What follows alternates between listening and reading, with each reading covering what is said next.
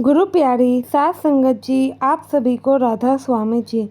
साध संगत जी, बाबा जी तो हमेशा ही हमें कुछ ना कुछ सीख देते ही हैं और कहते ही हैं कि बेटा, कोई भी चाहे आपका बुरा क्यों ना सोचे या फिर करे, हमें उसका बुरा नहीं सोचना है।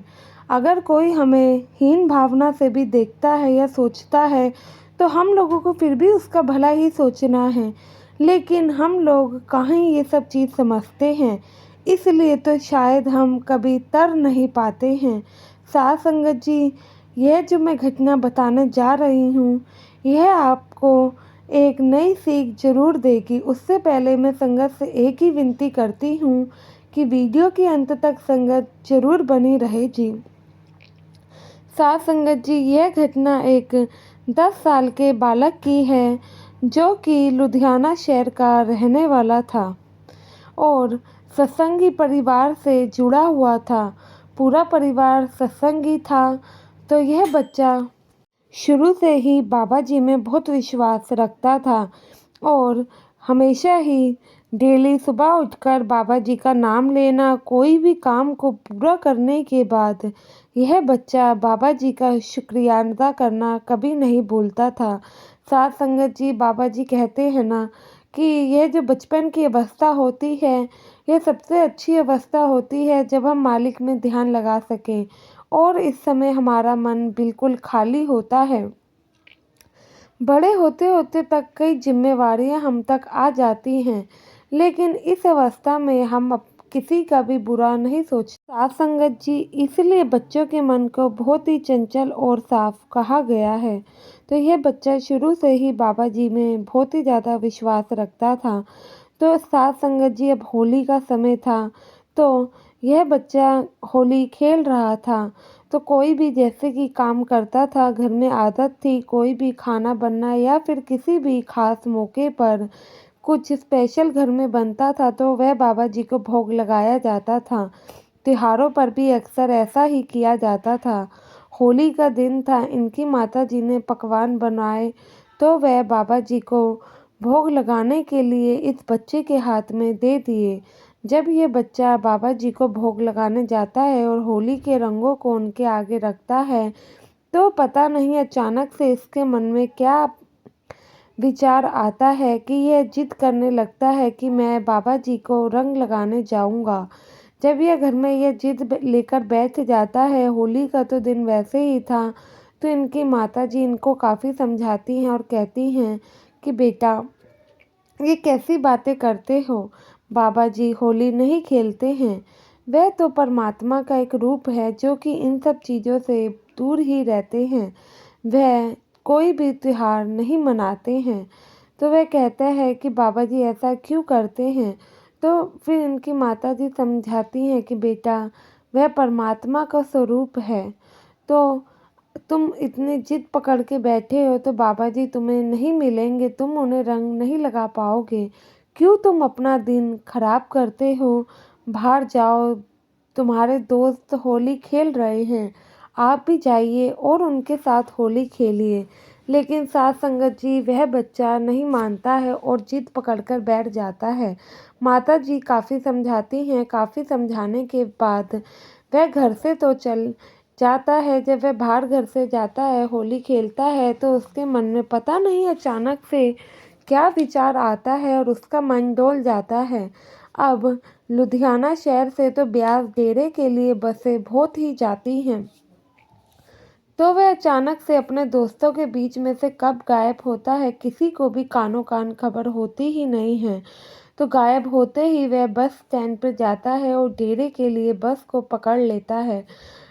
कम से कम 1 से डेढ़ घंटे में वह जब डेरे पहुंचता है तो होली का दिन था, ब्यास बिल्कुल ही खाली पड़ा था। वहाँ पर कुछ मौजूदा सेवादार ही थे। जब सेवादार देखते हैं कि यह छोटा सा बच्चा होली के कपड़ों में रंगा हुआ इस साइड आ रहा है, तो वह भी कहते हैं कि ये बच्चा अकेले कहाँ से आ रहा है और ये इस समय डेरे में भला करने क्या आया है। इसको तो बाहर बच्चों के साथ होली खेलना चाहिए था। तो जब ये डेरे के गेट पे पहुंचता है तो सेवादार भाइयों से कहता है कि भाई, मुझे बाबा जी से मिलना है। तो वह कहते हैं कि बेटा तुम इतने छोटे हो, कहाँ से आए हो और होली के दिन तुम यहाँ कैसे घूम रहे हो? तुम्हें तो घर रहकर अपने दोस्तों के साथ होली खेलना चाहिए था। वह कहता है कि नहीं, मैं होली नहीं खेलूँगा, पहले मैं बाबा जी को रंग लगाऊँगा तो ही मैं होली खेलूँगा। तो सेवादार समझाते हैं, कहते हैं कि बेटा नहीं, आप बाबा जी से नहीं मिल सकते हैं, बाबा जी होली नहीं खेलते हैं, वह आपसे मिलेंगे भी नहीं, आप क्यों अपना समय जाया करते हो? तो साथ संगत जी वह बच्चा नहीं मानता है और काफ़ी जिद पकड़कर वहीं पर बैठ जाता है और रोने लगता है। बच्चे की जिद और रोना देखकर सेवादार भी काफ़ी हैरान और परेशान होते हैं। उन लोगों को कुछ समझ नहीं आता है कि वह क्या करे। तो फिर बाबा जी अपनी कोठी में ही मौजूद थे। बाबा जी तक ये संदेश पहुँचाया जाता है कि एक छोटा बच्चा आया है जो कि होली खेलने की जिद कर रहा है। तो फिर बाबा जी जब संदेश सुनते हैं तो उस बच्चे को अपने पास बुलाने का संदेश भेज देते हैं। जब बाबा जी की तरफ से यह संदेश सेवादार भाइयों को मिलता है तो वह सेवादार भाई इस बच्चे के साथ कोठी पहुंच जाते हैं। तो बाबा जी जब इस बच्चे से मिलते हैं तो इनका हालचाल लेते हैं और पूछते हैं कि बेटा तुम अकेले कहाँ से आए हो? तो वह लड़का सारी घटना बताता है। कहता है कि बाबा जी मैं आपको बहुत मानता हूँ, तो मैं आपकी फ़ोटो पे रंग लगाकर क्या करूँ? इसलिए मैं सामने से आपको रंग लगाना चाहता हूँ। तो बाबा जी कहते हैं कि बेटा मैं होली नहीं खेलता हूँ और मैं ये नहीं कहता हूँ। तो फिर बच्चा कहता है कि क्यों, क्या होली खेलना गलत बात है? तो बाबा जी कहते हैं कि नहीं बेटा, होली खेलना गलत बात नहीं है, पर तुम मुझे एक चीज़ बताओ, तुम लोगों को पता है कि होली क्यों मनाई जाती है? तो बच्चा कहता है कि हाँ मैं जानता हूँ, इस दिन सच्चाई की जीत हुई थी और बुराई की हार हुई थी। तो बाबा जी कहते हैं कि वो कैसे? तो बच्चा बताता है कि इस दिन होलिका प्रहलाद को लेके आग में बैठी थी और वह प्रहलाद का बुरा सोचकर बैठी थी। वह सोच रही थी कि वह बच जाएगी और वह जल जाएगा, लेकिन वह जल गई और वह प्रहलाद बच जाता है।